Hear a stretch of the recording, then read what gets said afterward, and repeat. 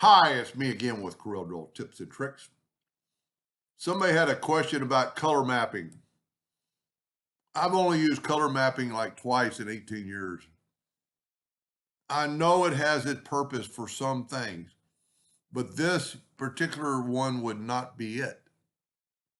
So he's got a jig, and evidently, I don't know what this is, but the pieces are sitting in there. And I don't know, when somebody sends me a file, if we look at this color, this is a CMYK red. This is an RGB black. So, like CMYK red is 0, 100, 100, and, the RGB is not the same.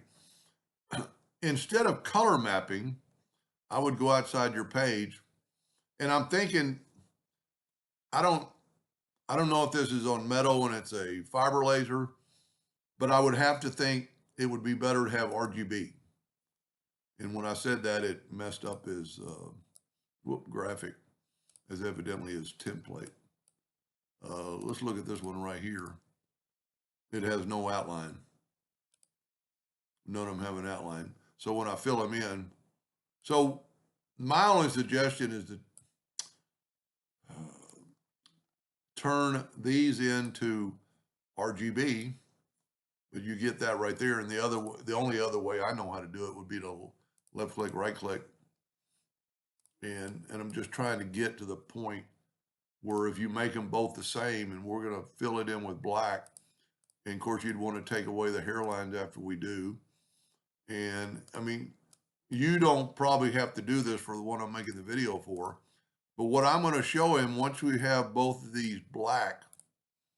So now I'm going to select both these, and that's evidently his jig. I'm going to go up to object and lock that jig so I can't grab it.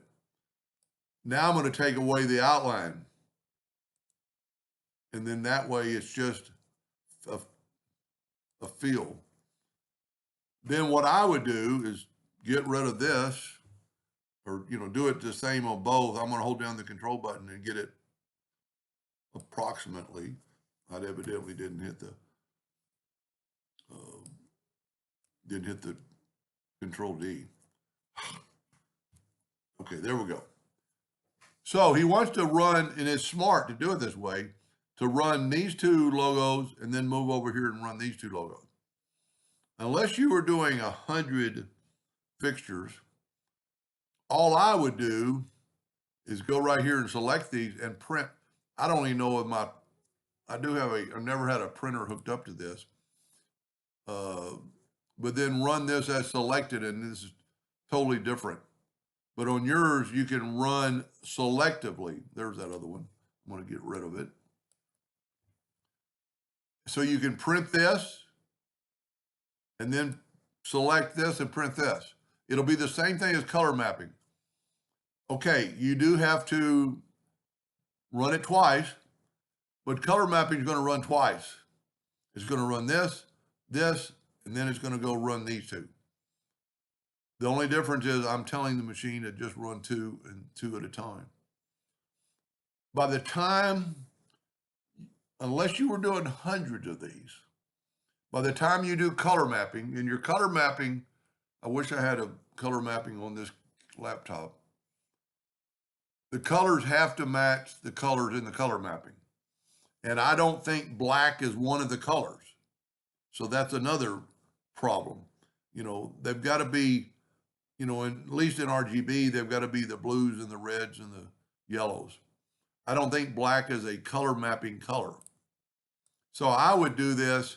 And of course, you're going to tell it to run it, this speed anyway, and that dots per inch. I think you're going to get a better engraving with black. I know I do on wood, regardless of what power.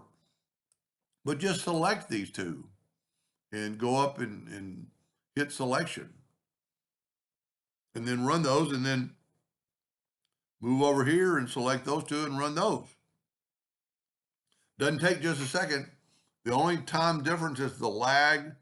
When your laser color maps correctly and it finishes here, it's automatically going to go to here. Well, you could, while this is running, you could select this and hit send it over your laser, and all you have to do is go to the next job and it will print it. Anyway, I hope that I don't know that much about color mapping. I know they have to be the same color, and I'm almost sure that black is not one of the colors. Anyway, I hope that helped a little bit. Thank you for watching.